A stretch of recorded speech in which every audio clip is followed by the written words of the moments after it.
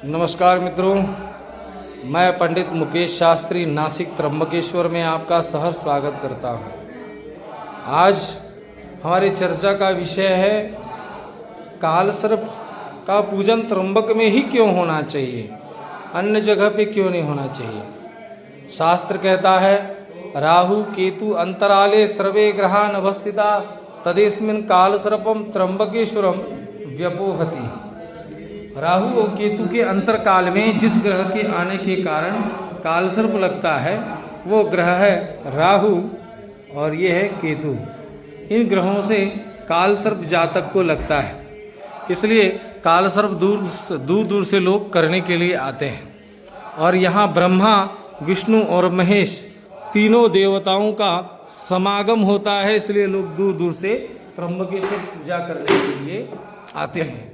इसलिए आज हम भी यहाँ पे बैठे हैं गोदावरी के तट के किनारे।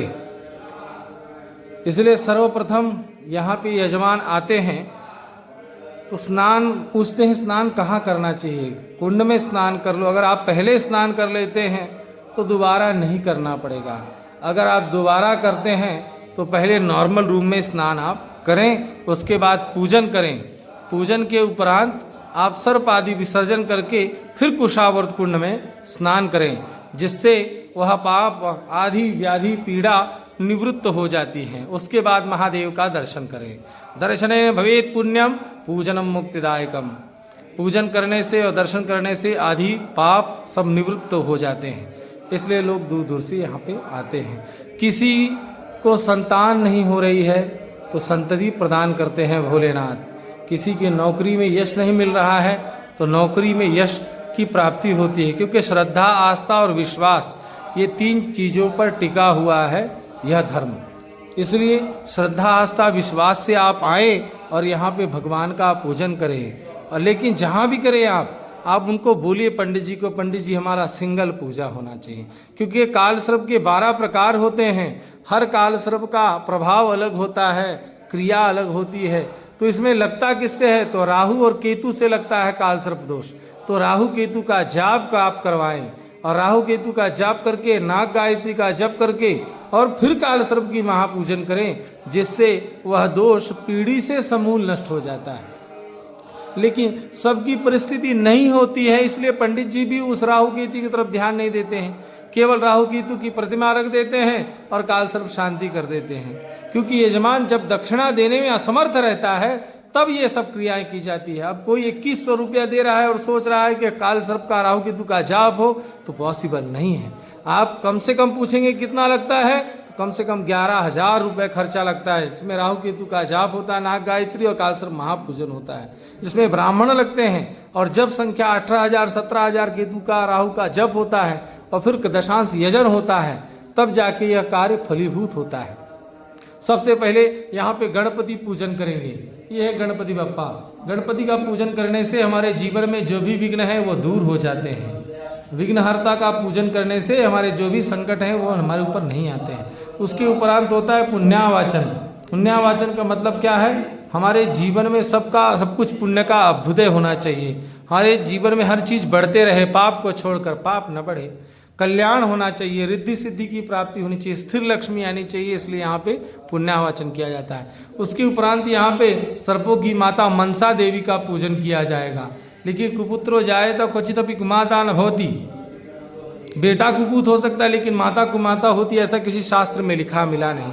इसे भविष्य में भी हम नहीं बोल सकते। इसलिए मनसा देवी का पूजन होगा और उनके साथ आपकी कुल देवी हैं, उनका भी पूजन किया जाएगा। उसके बाद आपकी लंबी आयु की कामना के लिए आपको आशीर्वाद दिया जाएगा। आपका आयुष्य कैसा हो, तो दीर्घायु हो आप। और वो होने के बाद नांदी श्राद्ध किया जाएगा, यानी आपके पूर्वजों को याद किया जाएगा। उन पूर्वजों का श्राद्ध का मतलब होता है श्रद्धा से किया गया श्राद्ध, है ना। इसलिए आप अपने पूर्वजों को याद करेंगे, उनसे आशीर्वाद मांगेंगे। वो होने के बाद दिग्रक्षण किया जाएगा, 10 दिशाओं का बंधन किया जाएगा, 10 दिशाओं से आपकी रक्षा हो, इसलिए उनका पूजन किया जाएगा। रक्षा सूत्र आपको बांधा जाएगा। वो होने के बाद अष्टभद्रों का स्थापन किया जाएगा। यहाँ पे 10 दिशाएं जो होती हैं, जिसमें 8 प्रमुख है, एक ऊर्ध्व है, एक अवाच्य है, यानी नीचे के दिशा, ऐसे 10 दिशा होती हैं। इसे 10 दिशाओं से आपका कल्याण हो, इसलिए अष्टभद्र कहा जाता है। यहाँ पे नवनागों का पूजन या फिर राहु काल आदि से लेकर आदित्य नवग्रहों का पूजन या उन मूर्तियों का प्राण प्रतिष्ठा स्थापना भी किया जाता है। तो उसके उपरांत आदित्य आदि नवग्रहों का स्थान दिया गया है। बीच में गोल आकार का देख रहे हैं रथ पर सवार वह सूर्य है। सूर्य जब पत्री में आता है किसी जातक के तो स्वभाव में क्रूरता लाता है, इसलिए सरल स्वभाव रहना चाहिए, इसलिए सूर्य का पूजन करो। हाफ राउंड के आकार का चंद्रमा है। चंद्रमा जिसका अच्छा होता है वो मन का कारक होता है, मन से साफ रहता है, इसलिए चंद्रमा का पूजन करो। उसके जस्ट नीति त्रिकोणाकार का मंगल है। मंगल 1, 4, 7, 8, 12 स्थानों में रहे तो पत्रिका मांगलिक होती है, इसलिए शादी के पहले कुंभ विवाह अर्घ विवाह किया जाता है, जिससे मंगल का प्रभाव नष्ट हो। बाण के आकार का बुध है। बुध बुद्धि कारक देवता है। कम समय बुद्धि का ग्रोथ करना ये बुध के लक्षण होते हैं। गुरु मार्गदर्शन देने वाला ग्रह है। शुक्र सांसारिक सुख देता है। शनि न्याय के देवता है। राहु और केतु एक कुल की उन्नति, बाहु दंभ भरने वाले ग्रह है, इसलिए इन्हीं के कारण कालसर्प दोष आदि लगता है, इसलिए राहु केतु का जप होना चाहिए। होने के बाद देवादेव महादेव का पूजन होता है। महादेव के बाद किसी की पूजा नहीं होती है। होने के बाद नाग प्रतिष्ठा की जाती है। यह थाली में आप देख रहे हैं आदित्य आदि नवग्रह से लेकर इन सर्पों का आवरण किया जाता है, इनका पूजन किया जाता है, इनकी प्रतिष्ठा की जाती है।